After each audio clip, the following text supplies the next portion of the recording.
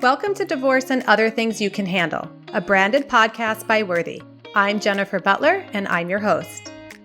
The choices you make either feed your destiny or your history. This is a quote from Dawn Burnett, our guest today, that stands out from my brief conversation with her when preparing for this episode. We had about 15 minutes to talk, and I have to tell you, those 15 minutes were filled with one golden nugget of wisdom after the other. My pen couldn't move fast enough as I tried to capture her brilliance. Today's episode is about getting out of your own way so that you can create your own destiny, and it all comes down to the choices you make and the actions you take. Dawn Burnett is a highly sought-after transformational divorce coach and wellness expert who helps women to thrive instead of survive. Through natural approaches for boosting energy, purifying our eating regimens, and recalibrating the connection between mind and body, she says you can in fact create the life of your own choosing from the inside out. Dawn is also the author of her recent book, Connect: How to Love and Accept Yourself After Divorce. And so she is really the perfect person to talk to all of us here listening about how you can specifically get out of your own way and create a destiny in which you are thriving. I am so excited to have this conversation with her and share it with all of you. We're going to take a quick break and then we will be back with Dawn Burnett. When you sell a piece of jewelry, you can't control how much it's worth, but you can make sure that you're selling smart with a team of experts and advocates behind you at Worthy. Your engagement ring can be a financial asset that allows you to embrace a new and fulfilling life after divorce. Let us help you get the best deal possible for the jewelry you've outgrown. Go to worthy.com/podcast to learn more. Dawn Burnett is founder of A New Dawn Natural Solutions, a transformational divorce coach and wellness expert for women through every life change, and the host of the radio show, Wake Up and Listen. She provides thriving divorce advice and wellness strategies to those who are frustrated with their current health situations and are ready to embrace alternative healing solutions, healing their bodies and their lives from the inside out. She has an impressive roster of television and speaking appearances, including ABC, Fox, TBN, and WKGB, and is a regular contributor to Thrive Global and Huffington Post.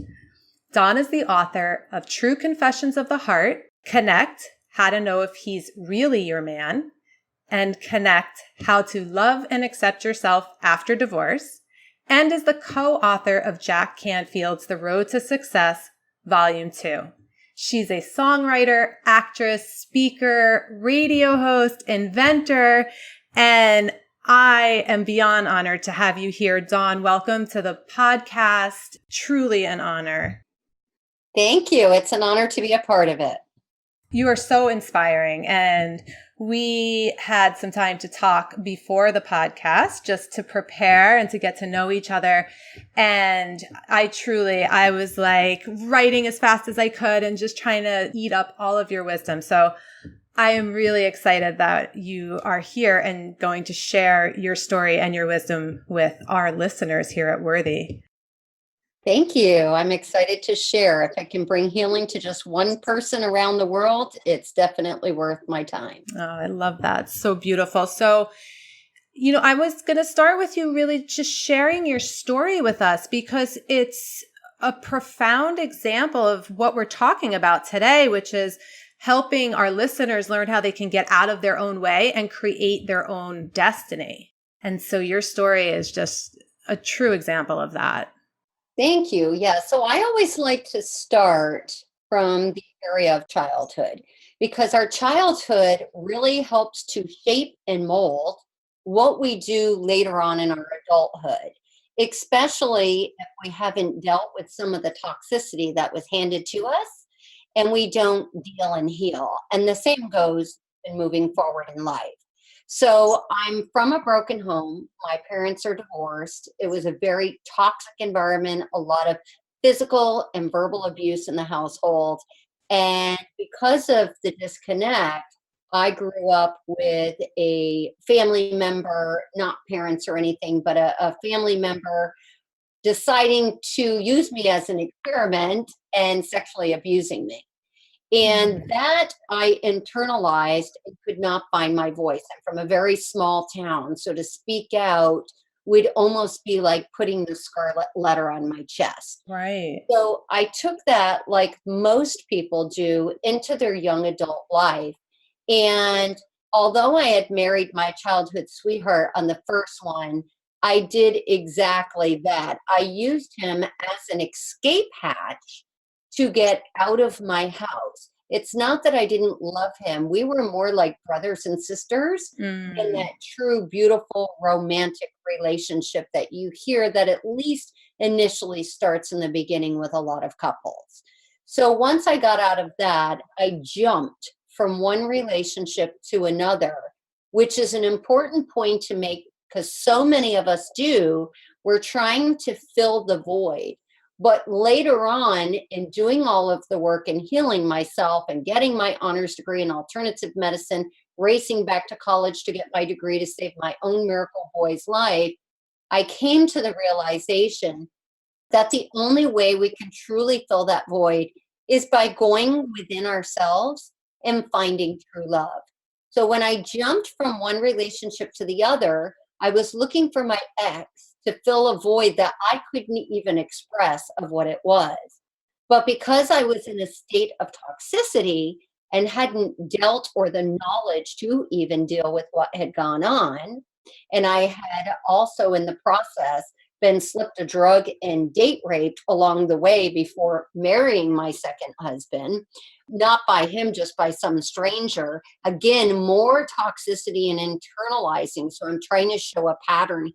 Yeah. Because we have a tendency to attract a reflection of where we are at. And that is exactly what I did. I married a toxic man who had a lot of disconnects with inside himself. So it was like looking in the mirror. And therefore, because he was disconnected, you can never give away what you don't first have for yourself. And that was true love. He didn't have that internal love in a non-egotistical, beautiful way for himself. So how could I ever have expected him to give me what he didn't already have himself? Right. That, of course, just spawned into a whole lot of abuse and turmoil over 15 and a half years, where I then went into brief hiding, fled the relationship, took my 2 kids, dog, moved 1,750 miles away, didn't have a job, knew nobody, went through a near-death experience of a hit-and-run drunk driver right after I moved there. There was adversities over adversity. Right. So for the first 40 years of my life, I could have chosen to remain a victim of my story. But having gone through college and studying mind-body therapy connection, I knew the only way for me to progress in life and be well was to work first on my mind, my body, and my spirit, all collectively together as one. So I started creating a lot of happy new memories to replace that old toxic broken record that kept going around and around. And bit by bit, sure, there were challenges and stigma of being single, like it's a disease, or people looking at you as you're irresponsible because you're a single mom. Those of us that have walked in those shoes know exactly what I'm speaking about. So it creates this big shame cycle. And I had the choice to break free of that old victim story, rise from the ashes through a collective healing modality of connecting within mind, body, spirit at a deep, loving, non-egotistical level. And by doing so, I shifted gears and have, over the last 10 years, catapulted from surviving into thriving. Your story is so inspiring. And I have so many questions, like as you speak, and just so much that gets inspired within me, because I know that so many women face adversity. They have a rocky start to childhood. They carry that forward. They end up in situations where they feel like they cannot rise above. And you have walked those steps. You have lived that life and are a living example of what's possible. And so when you talk about kind of rising up from the ashes, right? And overcoming everything that you've overcome, it's really about getting out of your own way, right? Yes, and that's easier sometimes said than done. So, Right. as I said, it's a collection of healing modalities. I did the Louise Hay mirror work, and it was uncomfortable at first, looking at yourself in the mirror in a non egotistical way being the key, because we don't want narcissism or any of buying into our own self pity stories of, oh, it was someone else's fault, therefore I am righteous, because that is not the case. It does take two to tango. It is that mirror reflection. But just to get past that victim mentality and look in the mirror and go, Dawn, you are beautiful. I love you today. You're amazing with incredible skills, and you have a lot to offer to the world. It is hard and vulnerable to even stand naked sometimes in front of that mirror when you're first starting out. Yeah. Bit by bit, it's kind of like riding that bicycle. The first time you got on, you were so wobbly, you probably even fell off into the grass. And then more and more, you kept going at it. You were frustrated. You're like, that's it. I'm going to nail this. And that's exactly what it was like. Bit by bit, I became more comfortable. I did tap. I've done Reiki. I've done all juice fasting. I've done meditation. I have a beautiful sauna that is my space that I like to hang out in. I journal, even to this day, gratitude, gratitude, gratitude, because man, you cannot have stinking thinking and gratitude at the same time. So in doing all of those different things, bit by bit, it became like that bicycle. Before you know it, you're like a professional bike rider. You're just out there cruising along at good speed. And now you're on that 10 speed and you're moving along. And that's really what life is like. It is a journey. It is not a destination. So give yourself permission to enjoy the journey, take the steps for yourself, and heal along the way, because you deserve it. I love the way that you're talking about the mind, body, spirit journey as one, because what I've come across when I've spoken to some people in our community about it is some feedback that tackling everything at once is too much. They feel like they have to choose. Well, I'm going to work on my health now, and then my spirit's going to have to wait. Or, I'm going to do some coaching now, but my health will have to wait. But you're really talking about finding a way to build yourself up from the inside out with all of these aspects. Absolutely. And you know what? It's going to feel like work, kind of like when you first start working out and exercising that muscle, like, oh my goodness, I have this sense of overwhelm. But just take it one step at a time. Don't beat yourself up. You've been beat up enough in your relationships along the way. Yeah. The hardest forgiveness that we, especially as women, not to single out men, but we as women really struggle with first forgiving ourselves. Yes. You did the best you could with what you had at the time and the frame that you were in. I know I certainly did. I am nowhere where I was yesterday, nor will I be even a year from now where I am today, in a very positive way. And the biggest thing to remember is life is a classroom. So that showed up to teach you something. Everything that shows up in life is to teach us something, so that we can catapult and move along further on our journey towards our purpose in life that we have been designed and created for. And that's really what it's all about. I mean, check this out. The stomach and the brain are made of the same tissue. So if we just work on our brain and we don't work on our health, how is that going to be if they're made of the same tissue? So while we're working on eating healthy and juicing and plant-based diets and finding out your groove, less processed foods, less sugar, all the stuff that slugs down the engine of the body, so to speak. Mm-hmm. While we're doing that, we're actually boosting our brain automatically at the same time and strengthening it so that it does put us in a better, more positive position to go, you are beautiful today, and looking in the mirror in that non-egotistical way. And that does, of course, then fuel our body with more energy, because let thy food be thy medicine. So as we intake all of those healthy aspects, now we have the energy to go out and do yoga or move our body in whatever form makes us happy. Could be skateboarding, rollerblading. I love to ice skate. Whatever your outlet is, just get moving. But that's hard to do all the while that we're slugging down our internal system, our brain and our guts at the same time. So they do collectively go together. Yes, that is so true. I mean, I know that from my own life experience, the way I feel when I eat healthy and the way I feel when I don't, and the way that it really creates a fog in my brain and a sluggishness. Absolutely. And we always try to be the hero to everybody. I mean, we got ourselves into the situation in most cases because of the past experience and becoming people pleasers and not exercising our voice. Divorce doesn't have to be bad. Divorce means letting go of what no longer serves your highest good. It could be friends. It could be a poor habit of maybe you indulge in going out too much and drinking some alcohol. It could be you smoke cigarettes. Whatever it is that you feel you need to divorce, look at it as a positive and not the negative D word, right? And Yeah. part of that is learning to say no. It's okay to say no to others so that you can say yes to yourself. Because the reality is when the rubber meets the road and the crisis in life's come, there's very few people that are truly, truly there by our side and have our back. So if we don't, like the airlines say, put on our oxygen mask first, then who's going to do it for us? So give yourself permission to say no to others and yes to yourself. That definition of divorce is so powerful. Divorcing from anything that no longer serves your highest good, your highest self.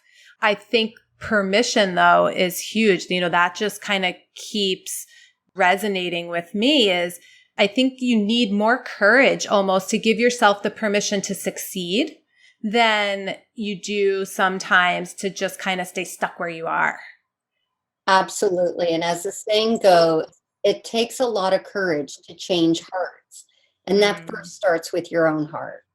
Yeah, it's so powerful. And I really hope that our listeners are taking in that new definition because it's a very freeing way to look at divorce and to start changing the narrative around the story in your head as well as the story outside of ourselves.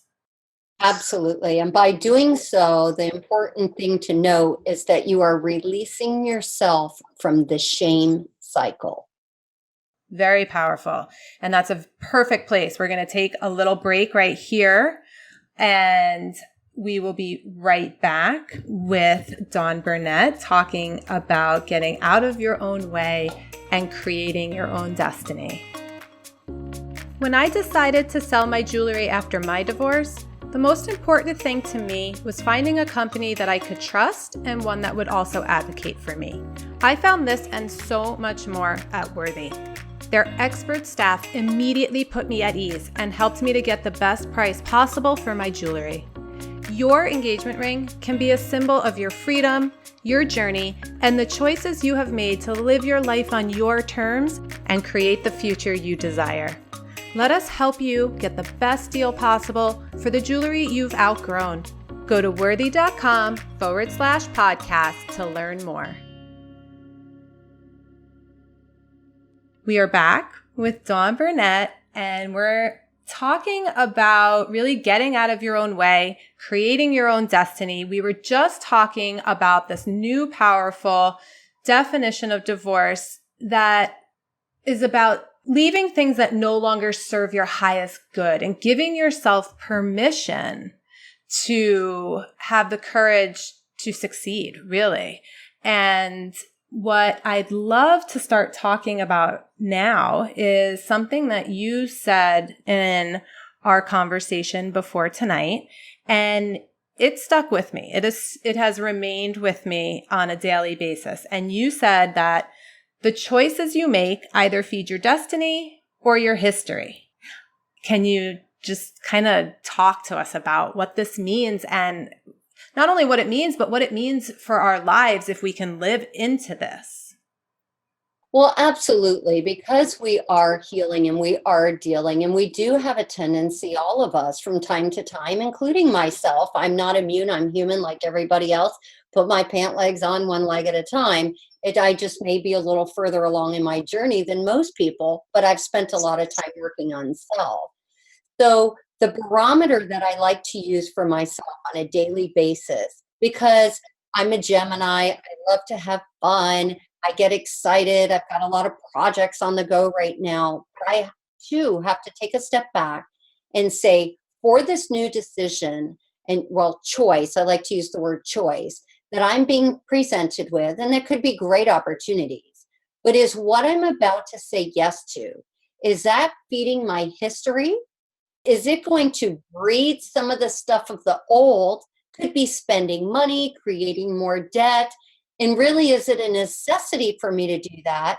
If it's an investment into your business, okay, that could be money well spent then, because it's really feeding your destiny. Right. But going out and buying that new pair of designer shoes when maybe you're on a tight budget because you're a single parent, it's not that you don't want to treat yourself to those things, but maybe we could find a knockoff that feels just as sexy and beautiful on our feet. We are deserving, but at the same time, we always want to check in and go, is this choice that I'm about to make, is it going to set me back into victimhood and feeding my history, or is it going to catapult me along, help me break down barriers, push past fears, and really unlock those doors that have been holding me back from my destiny and living the life of my dreams? So do you think it helps if people create an intention so that they have sort of a North Star to lead them to a place? Do you know what I mean? Well, intentions are very important. I mean, that became about even in the movie The Secret that a lot of people have watched. Right. And so it's not just mindset, it's taking action. And then it's not just mindset and taking action, it's true believability at a core level. So that means our subconscious mind, 95%, if not 97%, of what we do on a daily basis stems from our subconscious mind, which is that old belief system and past experiences. So until we're clearing out the cobwebs, so to speak, that's always going to overrule our conscious mind. So it's a collaborative effort. So you do want to set down the intention.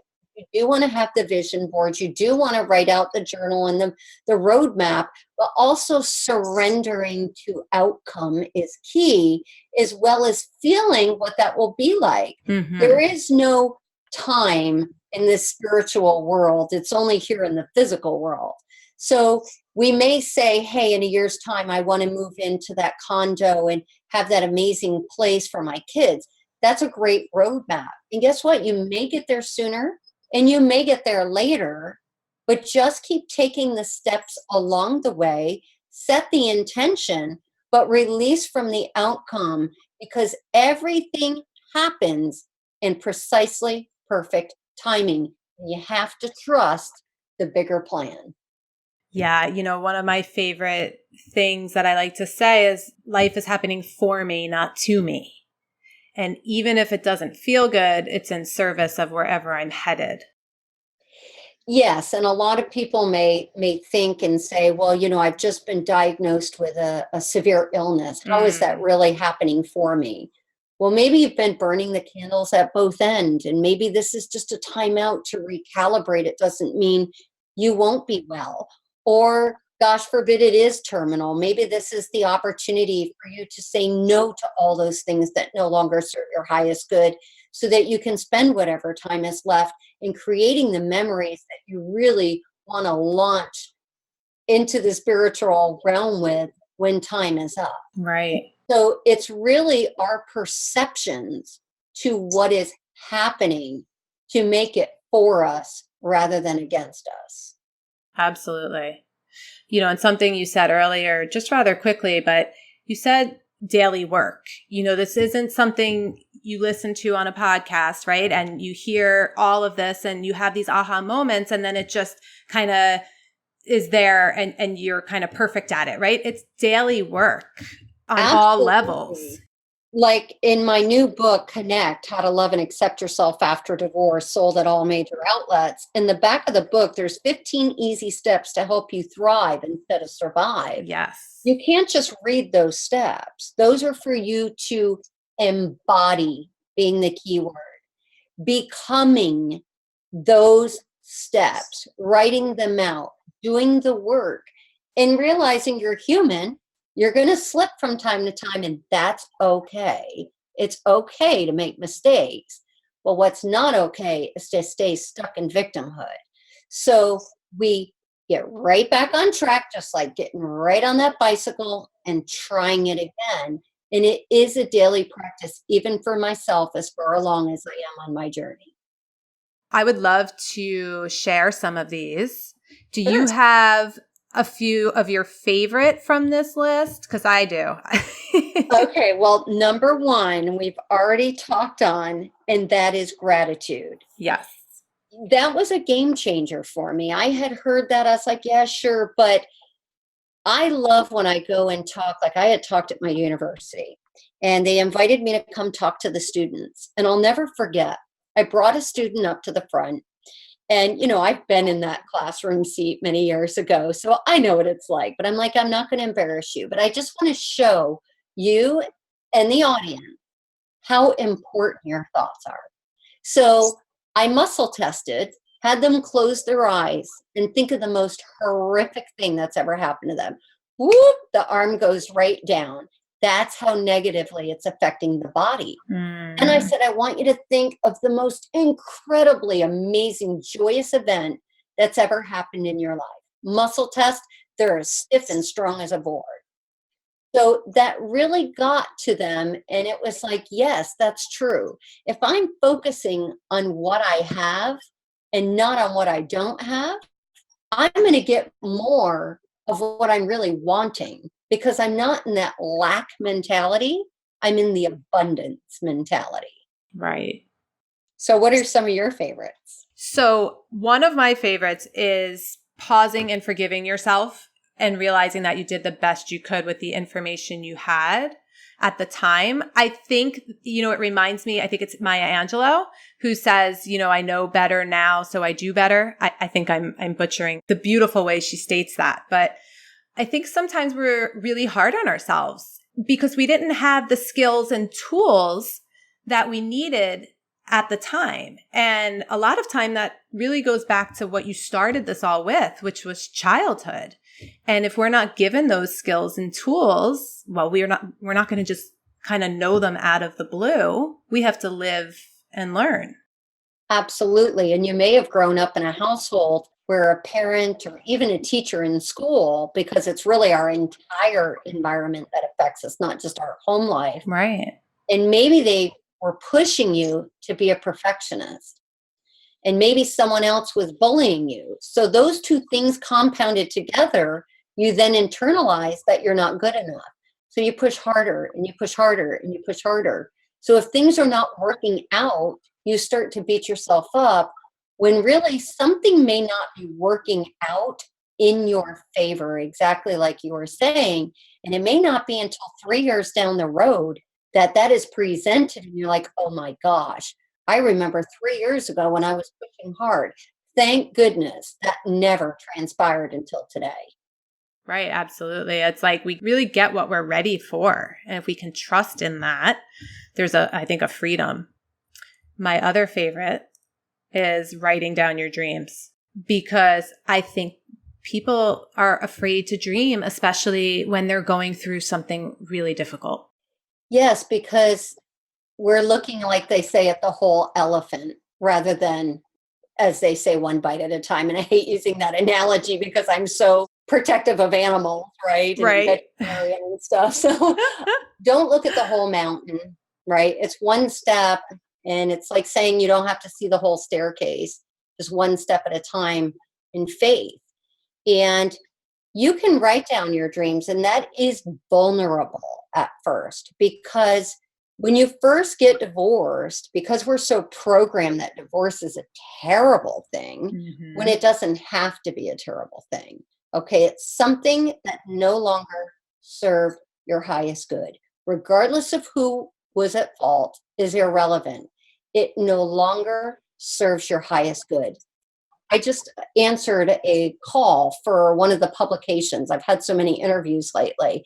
And I said, I been single and thriving for 10 years, and I'm very comfortable being single.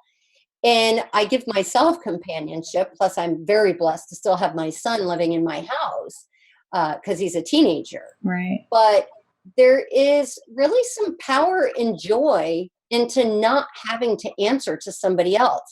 I could have never have gone on the red carpet with Jack Canfield and Aaron Gruelle from the Freedom Writers and had my book launch party at Henry Bendel on Fifth Avenue and the after party at the Champagne Bar at the Plaza Hotel and headed to Spain for my 50th birthday and all these amazing things if I constantly had somebody else that I had to please in a roundabout sort of way Right. and answer to. Because with a relationship, even when it's a great relationship, there is a level of respect that we pay to each other for it to be a healthy relationship.